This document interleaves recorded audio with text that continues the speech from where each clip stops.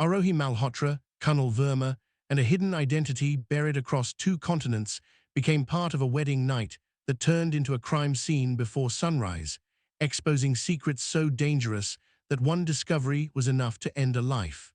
Please subscribe for daily new update of crime story and watch till end. Aarohi Malhotra had always been described as calm, polite, and traditional by everyone who knew her. She grew up in Indore in a middle-class family that valued reputation and discipline. Her father worked in a small private firm, and her mother managed the household. Arohi was an only child, raised with strict rules and high expectations. From a young age, she learned to stay quiet, follow instructions, and never draw attention to herself. Neighbors saw her as well-mannered and reserved, someone who never caused trouble. She completed her education in commerce and briefly worked at a local office. Her family believed her life followed a straight path with no surprises.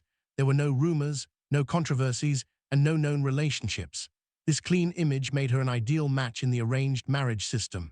When Arohi turned 28, her parents began searching seriously for a groom settled abroad. They believed a foreign alliance would secure her future and raise their social standing. The proposal from London arrived through distant relatives. Kunal Verma was introduced as a successful financial analyst living in the UK for over a decade. His profile looked impressive. He owned a flat, earned well, and had permanent residency. More importantly, his family background appeared respectable and traditional. Phone calls were exchanged, photos were shared, and everything seemed appropriate. Arohi spoke very little during these discussions, mostly listening while elders made decisions on her behalf. When the families met in person, there was no sign of doubt. Arohi behaved exactly as expected. She smiled softly, answered politely, and avoided unnecessary conversation. Kunal observed her closely and appeared satisfied. To him, Arohi seemed disciplined and uncomplicated, someone who would fit perfectly into his structured life. Within weeks, the marriage was finalized. The wedding was planned in London to accommodate Kunal's work schedule. Arohi traveled abroad for the first time, accompanied by her parents. It was a new world for her, filled with unfamiliar streets, accents, and routines. Yet she adjusted quickly, or at least appeared to. She followed every ritual, wore traditional clothes, and performed all ceremonies without hesitation. On the wedding day, the atmosphere was joyful. Guests praised the couple and admired the arrangements. Photographs captured smiles that seemed genuine. Arohi looked calm, almost relieved, as if a long wait had finally ended. No one noticed any nervousness or fear. Her phone remained mostly unused, and she stayed close to her family throughout the event.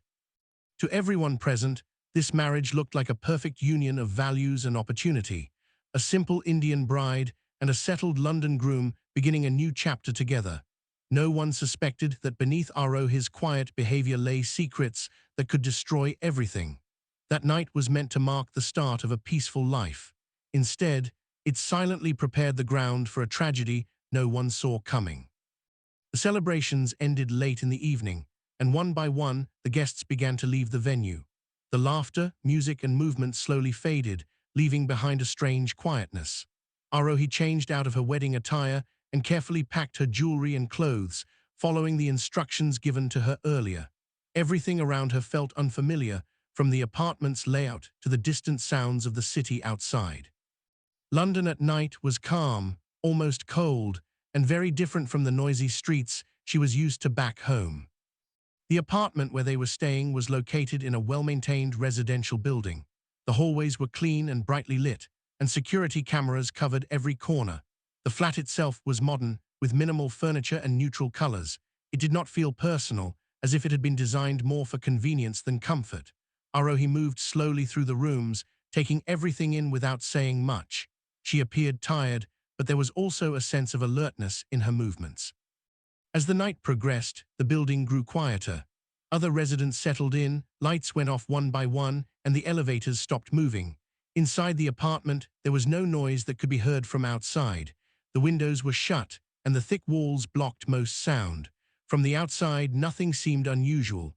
No loud voices, no disturbances, and no signs of conflict. Sometime during the night, events took a dark turn. What exactly happened inside the bedroom remained unknown in the early hours. There were no witnesses and no recorded audio.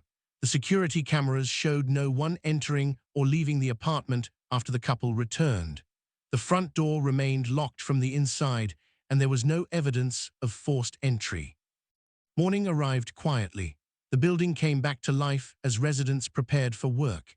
It was only when Arohi failed to respond to repeated calls that concern began to grow. When authorities were finally alerted and entered the apartment, they were met with a horrifying scene. Arohi lay motionless on the bedroom floor. Her body showed visible injuries that clearly did not occur by accident. Medical examination at the scene confirmed that she had been dead for several hours. The injuries indicated repeated physical trauma rather than a single blow.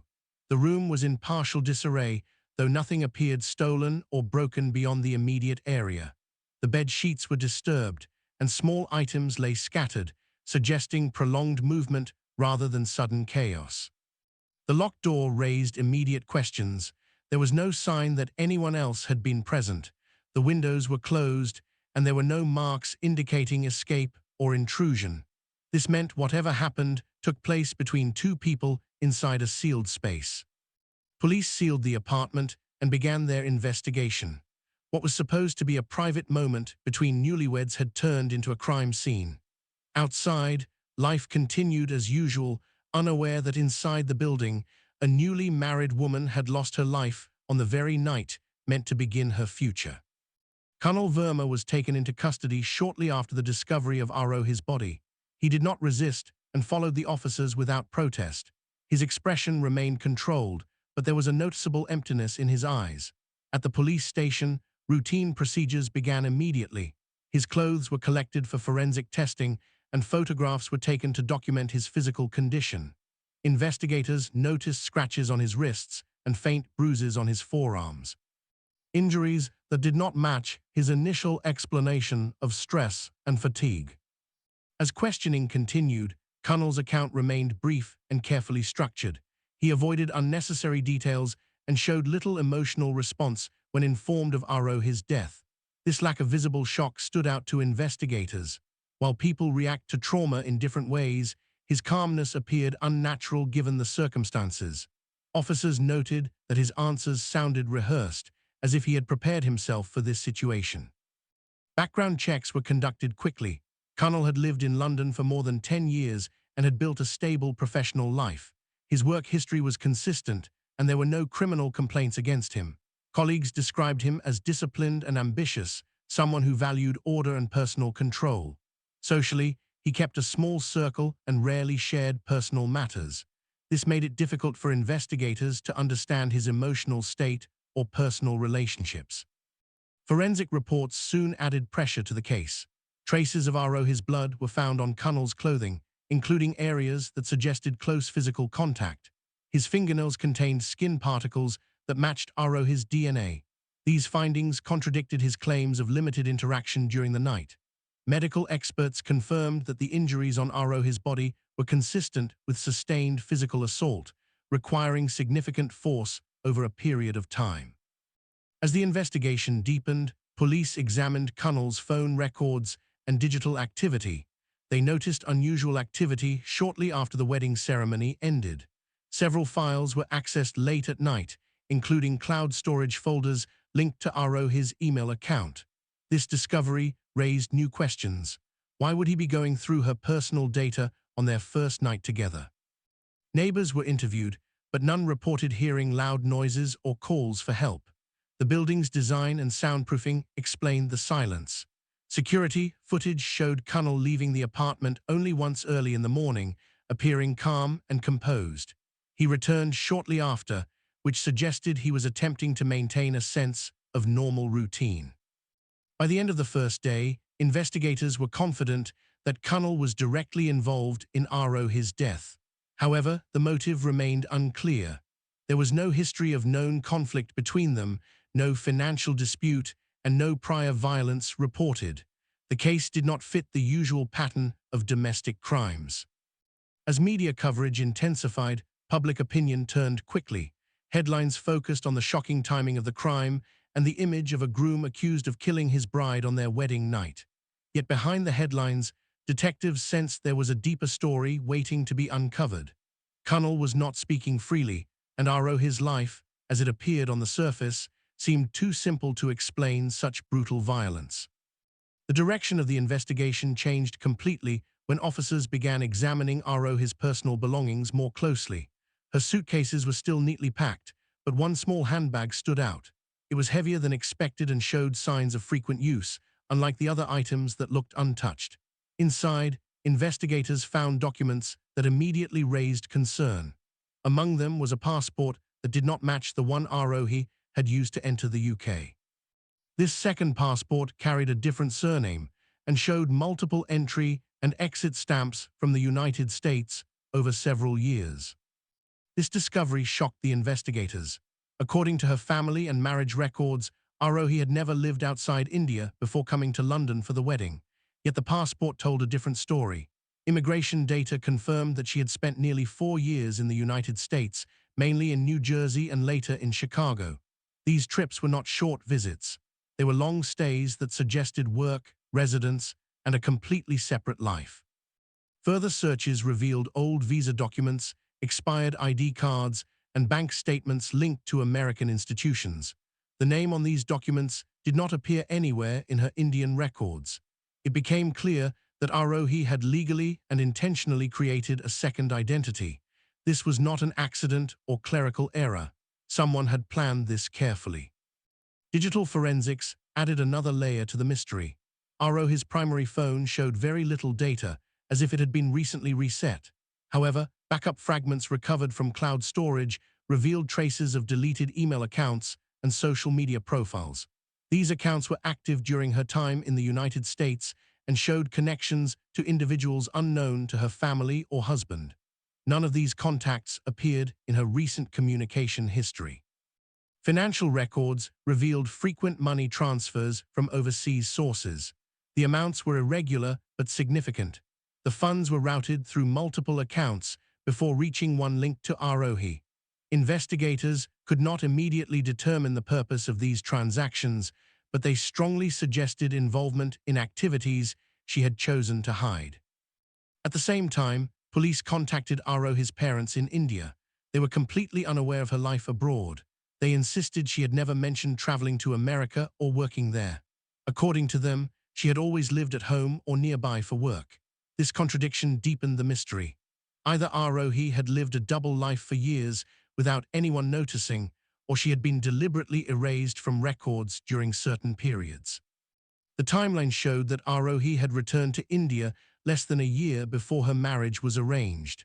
Shortly after, she had closed several American accounts and stopped using her alternate identity. This suggested that she was attempting to leave that life behind. Her move toward marriage appeared to be part of a plan to start over.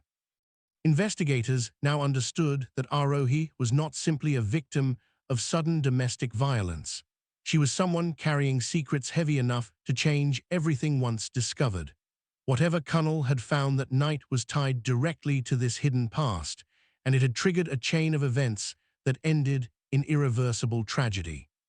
The focus of the investigation shifted to the final hours of the wedding night. Digital analysts worked carefully through recovered data, attempting to rebuild a timeline of events that took place after the couple returned to the apartment. Although Arohi's phone had been mostly wiped, fragments of activity remained buried in system logs. These fragments showed that several old cloud accounts linked to her American identity were accessed late at night from inside the apartment. The login location matched the building's internet network. This detail was crucial. It suggested that someone inside the apartment had deliberately searched through Arohi's hidden digital history. Since there was no sign of outside access, investigators concluded that Kunal had discovered these files himself. The timing aligned closely with the estimated start of the assault. What had begun as curiosity or suspicion appeared to have turned into something far darker once the information was uncovered. Recovered files revealed documents related to identity changes, overseas employment contracts, and encrypted financial spreadsheets. Some files referenced business activities that investigators believed were illegal, though the full scope was unclear. There were also records showing meetings with unknown individuals and unexplained travel between American cities. While no direct evidence connected Arohi to violent crime, the secrecy and financial patterns raised serious questions. Investigators believed that Kunal had expected a traditional partner with no complications. The sudden realization that his wife had lived an entirely different life in another country shattered that belief. This discovery would have happened at the most emotionally intense moment, when expectations were high and reality shifted without warning. The shock was not just personal but reputational. For someone who valued control and image, this information would have felt like a threat. Forensic timing suggested that the data access occurred before any physical violence. This indicated a buildup of emotional tension rather than an immediate explosion. The assault that followed was prolonged, suggesting that Kunal struggled internally before losing control. The nature of the injuries showed anger mixed with disbelief, rather than a calculated attempt to kill. Additional evidence came from the apartment's smart devices. The television had been turned on and off multiple times during the night, and the lights in the bedroom were switched repeatedly. These actions suggested restlessness and agitation rather than sleep. There were also signs that Arohi had attempted to move between rooms, indicating fear and confusion in her final hours. Investigators found no evidence that Arohi had tried to escape the apartment. This suggested she may not have anticipated the level of danger she was in until it was too late. The locked door remained a powerful symbol of how isolated the situation was. There was no interruption, no outside intervention, and no chance for help. By reconstructing these moments, police concluded that the discovery of Arohi's double life was the turning point of the night. It transformed a private space into a site of violence and ended a life that had been carefully divided between past and future. The secrets meant to stay buried had surfaced at the worst possible moment, with consequences that could never be undone. The psychological analysis of the case became critical as investigators tried to understand how the situation escalated so violently. Experts studied Kunal's personality, behavior patterns, and past conduct to determine what kind of mental state could lead to such brutality. Reports described him as highly controlled, emotionally reserved, and deeply concerned with social perception. He valued order, routine, and respect, and any threat to these pillars appeared to trigger intense internal pressure. Friends and colleagues later revealed that Kunal struggled with unpredictability. He planned his life carefully and avoided situations he could not manage. Marriage for him was not just companionship, but a structured partnership that fit neatly into his personal and social identity. The discovery that Arohi had lived a secret life abroad disrupted that structure completely. It introduced uncertainty, humiliation, and fear of exposure, all within a matter of hours. Forensic evidence showed that the violence was not sudden. The injuries on Arohi's body indicated repeated assaults over an extended period. This suggested cycles of anger, restraint, and renewed aggression. Experts believed that Kunal attempted to regain control multiple times, but failed as emotions intensified. The attack reflected emotional collapse rather than a planned act. Autopsy reports confirmed that Arohi remained alive during much of the assault. Defensive injuries on her arms and hands showed attempts to protect herself. There were also signs that she had been pushed and dragged across the room, indicating movement and struggle rather than a single confrontation. The violence escalated gradually, pointing to a breakdown in emotional regulation. Investigators noted that Kunal did not seek help afterward. Instead, he cleaned certain areas, changed clothes, and attempted to restore order to the apartment. This behavior aligned with someone trying to erase chaos rather than confront guilt. His decision to lock the door and remain inside suggested withdrawal and denial rather than panic. Psychologists involved in the case concluded that the crime stemmed from a combination of rage and control loss. The revelation of Arohi's past challenged Kunal's sense of superiority and certainty. In that moment, violence became his way of silencing the threat and reasserting dominance. It was not driven by fear for his safety, but fear for his identity. Arohi's actions were also analyzed. Evidence suggested she did not anticipate violence. There were no signs of preparation for escape or defense. Experts believed she may have tried to explain or minimize her past, assuming the situation could be managed. This misjudgment proved fatal. Her calm nature and habit of silence, which had helped her hide her past for years, offered no protection when confronted by uncontrolled anger. By the time the violence ended, the emotional damage had already turned irreversible. The locked room became a sealed space where anger, secrets, and power collided. What remained afterward was not just a crime scene, but a clear example of how unchecked control and suppressed emotions can erupt into devastating violence. The trial began months later and quickly drew national attention. Media outlets followed every development, presenting the case as a shocking mix of betrayal, secrecy, and extreme violence. The image of a bride killed on her wedding night was already disturbing, but the revelations about Aarohi's hidden life added another layer that kept public interest intense. Courtrooms filled daily with reporters, observers, and legal experts trying to understand how the case would unfold. Prosecutors focused on the physical evidence. They presented forensic reports detailing the extent of the injuries, the duration of the assault, and the impossibility of any outside involvement. Medical experts explained that the violence required sustained force and intention, not a momentary loss of balance or accident. Digital specialists outlined the timeline of data access, showing that Kunal had searched through Aarohi's hidden files shortly before the assault began. This sequence was critical in establishing motive. The defense attempted to shift attention toward Aarohi's secret life. They emphasized her false identity, unexplained finances, and years spent abroad without informing her family or husband. The argument suggested that Kunal had been psychologically overwhelmed by deception on the most emotionally charged night of his life. They described the situation as a mental collapse rather than deliberate cruelty, attempting to reduce responsibility by framing the act as an uncontrollable reaction. As evidence continued, the narrative around Aarohi began to change. Investigators testified that she had closed most of her overseas accounts before marriage.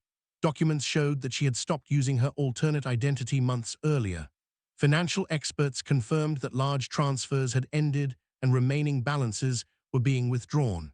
These details suggested she was not actively living a double life at the time of her marriage, but trying to leave it behind. This revelation caused a shift in public opinion. Arohi was no longer seen simply as someone hiding secrets, but as a woman attempting to rebuild herself through marriage. The court heard that she had made plans to settle permanently, start fresh, and disconnect from her past completely. Whatever mistakes she had made earlier, there was no evidence that she intended to deceive forever. Psychological experts testified about Kunal's personality. They explained how extreme control issues, combined with emotional suppression, could lead to explosive behavior when faced with humiliation or loss of authority. The court was reminded that discovery of secrets did not justify violence. The focus returned to the brutality of the act and the choices made afterward. When the verdict was delivered, it was firm. Kunal was found guilty of murder. The judge stated that anger, shock, or wounded pride could never excuse sustained violence. Aarohi's past, however complicated, did not reduce the value of her life. The courtroom fell silent as the sentence was read. Life imprisonment was imposed, marking the legal end of the case, though its emotional impact continued far beyond the trial walls. The case did not end when the courtroom doors closed. Long after the verdict, the story continued to live in public memory, discussed in documentaries, news features, and crime analysis programs. It became one of the most disturbing wedding night crimes ever recorded in the city, not only because of its brutality, but because of how silently it unfolded.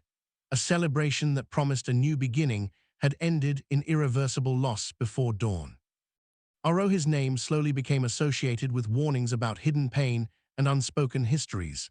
Analysts revisited her life repeatedly, trying to understand how someone could maintain two separate identities for years without being detected. Experts noted how social pressure, fear of judgment, and the desire to start over can push people into secrecy. Her story reflected the emotional weight carried by those who feel trapped between who they were and who they want to become. Kunal's conviction also sparked debate about control and entitlement within relationships. Psychologists used the case to explain how rigid personalities can collapse when reality refuses to follow expectations. His actions were studied in training programs focused on domestic violence prevention, emphasizing that danger does not always appear loud or chaotic. Sometimes it hides behind success, discipline, and silence. For Arohi's family, the pain never faded. They returned to India carrying not only grief but confusion. The daughter they thought they knew had lived a life they could not recognize. Yet over time, their focus shifted from shock to remembrance. They spoke of her kindness, her patience, and her desire to belong somewhere without fear. Her mistakes did not erase her humanity. The apartment in London was eventually rented again, its walls repainted and furniture replaced. New residents moved in, unaware of the tragedy that had taken place within those rooms. The city moved forward, as cities always do, but records remained, preserved in court documents and investigation files. True crime researchers later described the case as a lesson in extremes. It showed how secrets, when exposed without compassion, can collide with uncontrolled anger. It highlighted how violence often grows in silence, not chaos. Most importantly, it reinforced a truth that courts and society continue to emphasize: no revelation, no betrayal, and no wounded pride can ever justify taking a life. Arohi's story ended before it truly began, but its impact endured. Her death became a reminder of the cost of silence, the danger of control, and the importance of emotional accountability. In the end, what remained was not just a crime story, but a human tragedy shaped by fear, secrecy, and irreversible choices.